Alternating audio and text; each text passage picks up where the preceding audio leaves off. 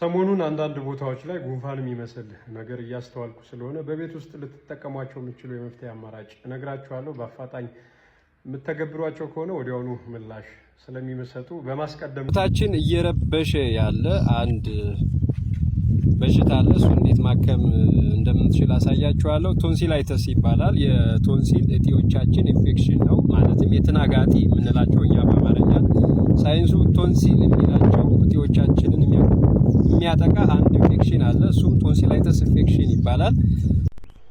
ይሄ ጠለንጅ ወይም ጠለንጅ ይባላል። እንግዲህ በጫካ ውስጥ ወይም በትልልቅ ዛፎች ስር በብዛት እንዲህ ደን በበዛበት አካባቢ በብዛት በቅሎ ይገኛል። እናንተ አካባቢ ላይ ደግሞ መንገድ ላይ፣ ቤታችሁ አጥር ላይ በብዛት ነው በቅሎ የሚገኘው። ባለፈው አመት 2015 ጠራ አካባቢ ስለዚህ ተክል ቪዲዮ ሰርቻለሁ፣ የቶንሲል ችግርን እንዴት እንደሚፈታ። ከዛ ጊዜ ጀምሮ በርካቶችን በርካታ ህጻናት ከቶንሲል ችግር ገላግሏል። ከ20 ሺህ በላይ። እውነታውን ለማረጋገጥ የኔን ኮሜንት ቦክስ ተመልከቱ።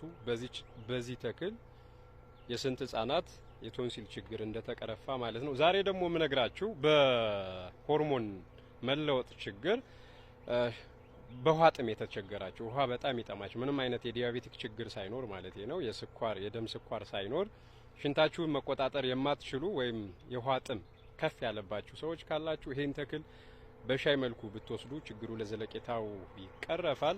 ሌላው የወር አበባ ዑደት ስርዓቱን አልጠብቅ ካለ አሁንም ይሄን ተክል በሻይ መልኩ ማዘውተር ችግሩን እንዲስተካከል ያደርገዋል። በርካታ የጤና በረከቶች ነው ያለው ይህ ተክል። በብዛት በየቦታው ነው በቅሎ የሚገኘው። ለቶንሲል ከፈለጋችሁ አሁንም ቅጠሉን ብቻ ትንሽ አጥቦ ማኘክ ብቻ ነው። ካለዛ የቶንሲል እጢዎቻችሁን ቀቡት፣ ጨምቃችሁ መቀባት ነው ችግሩ ለዘለቄታ። ከዳማከሴ በላይ አሁን ዳማከሴ ለቀላል ኢንፌክሽኖች ምች መታን እየተባለ በተለምዶ ይጠጣል አይደል? እስኪ ይሄን ሞክሩትና ለውጡን ታዩታላችሁ።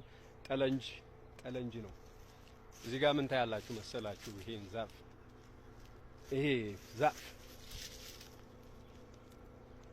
ማዲያት ብልዘት ምናምን አስቸገረን።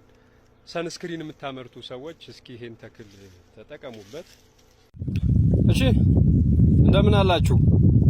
ለሁለተኛ ጊዜ ነው ይሄንን ቪዲዮ ሳዘጋጅ።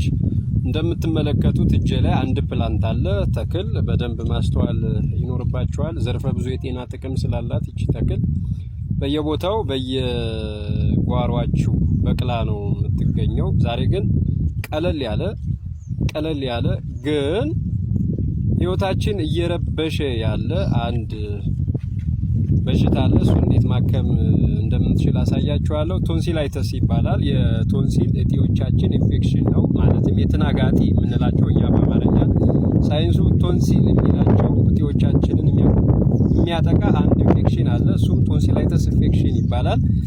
እሱን ኢንፌክሽን እንዴት ማከም እንችላለን በዚህ ተክል የሚለውን አሳያችኋለሁ። በብዛት ህጻናትን ያጠቃል፣ አዛውንትንም አዋቂዎችንም አይምርም ይሄ ኢንፌክሽን። በዚህ ተክል ከታከመ ግን ለዘለቄታው ችግሩ ስለሚፈታ መልእክቴን አድምጣችሁ ለሌላውም ሼር በማድረግ ላይክም በማድረግ ሌላው ብዙሃኑ እንዲያውቀው ማድረግ ትችላላችሁ። ይህ ጠለንጅ የሚባል ተክል መርዛማ አይደለም፣ የጎንዮሽ ጉዳት የለውም። ምንም አይነት የጎንዮሽ ጉዳት የለውም። እኔ እሱን አረጋግጥላችኋለሁ።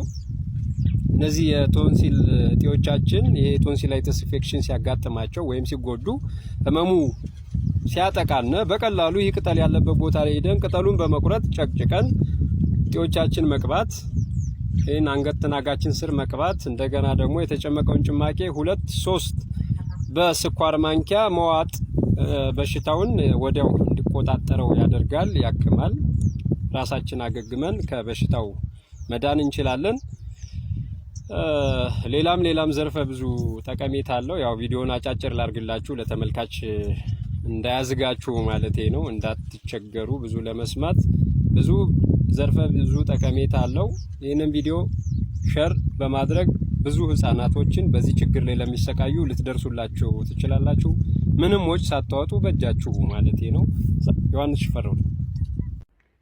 ሰሞኑን አንዳንድ ቦታዎች ላይ ጉንፋን የሚመስል ነገር እያስተዋልኩ ስለሆነ በቤት ውስጥ ልትጠቀሟቸው የምትችሉ የመፍትሄ አማራጭ እነግራችኋለሁ። በአፋጣኝ የምትተገብሯቸው ከሆነ ወዲያውኑ ምላሽ ስለሚመሰጡ በማስቀደም ግን ማስጠነቀቃችሁ ሁላችሁም በተለያዩ ፕላትፎርሞች ዮሐንስ ሽፈራው በሚሉ በሚከፈቱ ቻናሎች እንዲሁም የቴሌግራም ግሩፖች እንዲሁም ደግሞ ዮሐንስ ሽፈራው የተለያዩ የሐስም በመጥቀስ የባንክ አካውንቶች ከፍተው መድኃኒት እንልክላችኋለን ገንዘብ አስገቡ እያሉ ገንዘባችሁን የሚያጨበረብሯችሁ ያልሆነ ነገር ውስጥ እንድትገቡ የሚያደርጋችሁ ሰዎች ቁጥራቸው የተበራከተ ስለሆነ ያውም በዚህ ሰሞን ዮሐንስ ሽፈራው ቡኮ የሚባል የንግድ ባንክ አካውንት ያለው ልጅ የተለያዩ ሰዎችን የገንዘብ ማጭበርበር እያደረገ ሪሲቱ ወደ እኔ እየመጣ እያየሁት ስለሆነ ይሄ ሰው በደል ያደረሰባችሁ ሰዎች ለሚመለከተው አካል ወደ ሕግ አካል ቀርባችሁ እንድታመለክቱ እነግራችኋለሁ። ሕግ የሚያደርገውን ስለሚያደርግ እኔም ማመልከቻውን ስላስገባው በሚያደርሰው ነገር ላይ የስም ማጥፋትም ወንጀል ስለሆነ እንዲጠየቅ እናንተ ደግሞ በገንዘቡ በማጭበርበር ወንጀል መጠየቅ ስለምትችሉ ይሄንን ስለተነገረኝ እነግራችኋለሁ። በስሜ የከፈትኩት ምንም አይነት የባንክ አካውንት የለኝም። ለአገልግሎት የምጠቀምበት አካውንቴ በንግድ ባንክ ያለ በድርጅቴ በንግድ ፍቃድ የወጣ ስለሆነ ማንም ኮፒ ሊያደርገው ስለማይችል እኔ ያንን አይነት ነገር ስለማላደርግ ተደጋጋሚ ባልነግራችሁ መልካም ነው። ገንዘባችሁን አትበሉ፣ ተጠንቀቁ። ወደ ሀሳቡ ስመለስ ግን እንግዲህ መድኃኒቱን የምትጠቀሙበት መንገድ ነጭ ሽንኩርት፣ ጭቁኝና ጤና አዳም ናቸው። ቅጠሎቹን ትወስዳላችሁ፣ ትፈጯቸውና ቅጠሎቹን በነጭ ጨርቅ በአፍንጫችሁ ውስጥ ለ10 ደቂቃ ማቆየት፣ እንዲሁም ደግሞ የተፈጩትን ነጭ ሽንኩርቱ ፍሬ ጨምሩበት። የተፈጩትን አንዳንድ ማንኪያ በመለካት በአንድ ብርጭቆ ውሃ በማፍላት እንፋሎቱን እንደ ስቲም በአፍና በአፍንጫ እንዲገባ ማድረግ፣ እንዲሁም ደግሞ ከፈለው አጥልሎ አንድ ሻይ ብርጭቆ እንደ ሻይ ብትወስዱ ለ3 ቀን ከእንደዚህ አይነት ችግር ጉንፋን መሰል ወረርሽኞች በሚከሰት ሰዓት ችግሩን ወዲያውኑ በቁጥጥር ስር ማዋል ትችላላችሁ። የገበሬው ልጅ ዮሐንስ ሽፈራው ነኝ። ሰላሙኑ ግን እባካችሁ ተጠንቀቁ። እኔም አላደርጋቸውን ነገሮች እኔ እየመሰልኳችሁ ገንዘቦቻችሁን እየላካችሁ የምትበሉ ሰዎች እባካችሁ በተደጋጋሚ ማስተላለፈው መልእክት ነውና ክፉ ነገር ተናግሬ ቢሆን እስካሁን ቫይራል በወጣ ነበር እና እንደነዚህ አይነት መረጃዎች ለጥንቃቄ ሳጋራ ግን እየሰማችኋቸው ስላልሆነ መልእክቴን የምትሰሙ ሰዎች በምችሉት ብንተጋገዝ። ማጋራችሁ መረጃ ጠቅሞ ስለተገኘ እኔና ማህበረሰቡ ያለንን ቁርኝት ለመለያየት ሆም ተብሎ እየተሰራ ያለ ነገር ስለሆነ ተጠንቀቁ ባካችሁ። እኔ ላይ የሚመጣ ነገር አንድም ነገር የለም፣ ምክንያቱም ስላልተገኘሁበት። ግን እናንተ ስለወደዳችሁኝ ስላመናችሁኝ በእኔ ምክንያት የሚደርስባችሁን ነገር በጥንቃቄ አድርጉት እንዳይደርስ